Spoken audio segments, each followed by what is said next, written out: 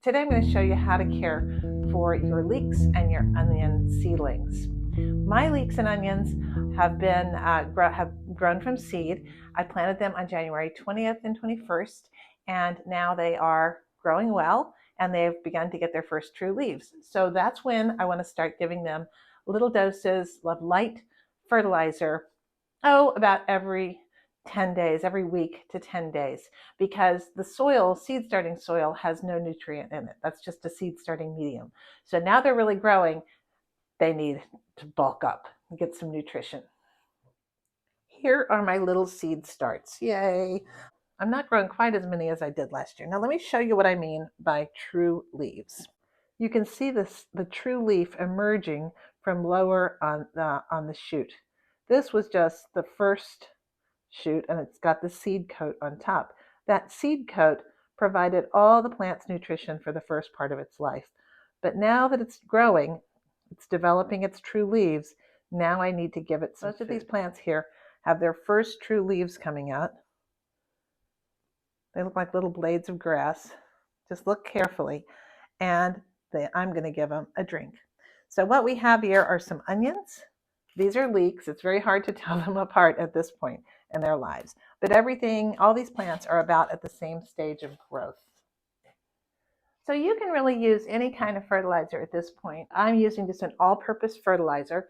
This is super high. It's a 20-20-20. You would never, ever, ever use it at full strength on seedlings. That would just burn the seedlings totally. Follow the directions. This one says for indoor plants, give it a 1/4 teaspoon per gallon every time you water it. Well, that's not going to happen exactly right now. A 1/4 teaspoon per gallon is not very much, and I'm actually not even going to use a gallon up here. I'm just going to be using a quart of water. So I'm just going to get the tiniest little bit. Seriously, more is not better when it comes to feeding your plants. You can easily burn them. This is a 1/4 teaspoon. I'm going to get a 1/4 of a 1/4. Why is that? Because I'm using a quart.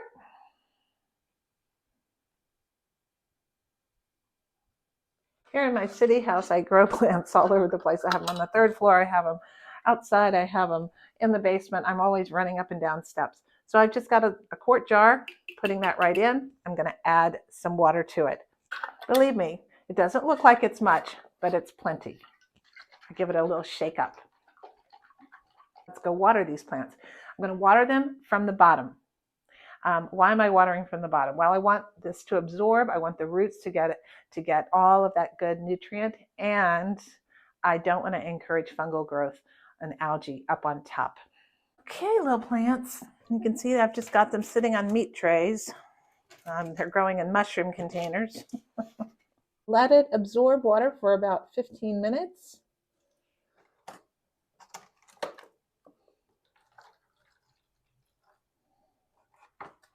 I've got one more little tray of leeks over here.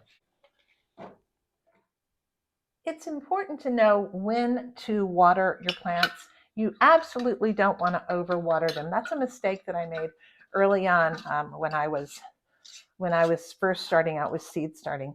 You see how this is sort of a lighter brown and the soil surface is dry?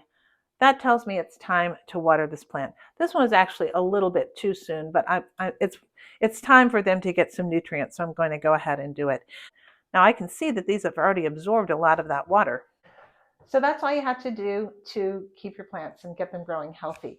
Now these plants, onions, are pretty tough. And so and I'm going to try to get them into the ground around about mid to late March. I can actually start to move these seedlings outside as the weather, and on days when the weather's like 40, 45 degrees with no problems. And then I'll just move them back in. And that way I begin to toughen them up. You have to harden them off, meaning you just let them out for half an hour the first day, 45 minutes the second day, an hour the next day, maybe 2 to 3 hours the next day, a full day the next day, and then you can just move them in and out.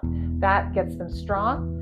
It gets them so when they go out full time, they don't get a shock and die. They're frail little things. They've been babied and tendered inside. But growing onions from seed gives you loads and loads and loads of options for varieties, and you can grow an awful lot of them. So thank you so much for watching. Good luck with your growing. Take care.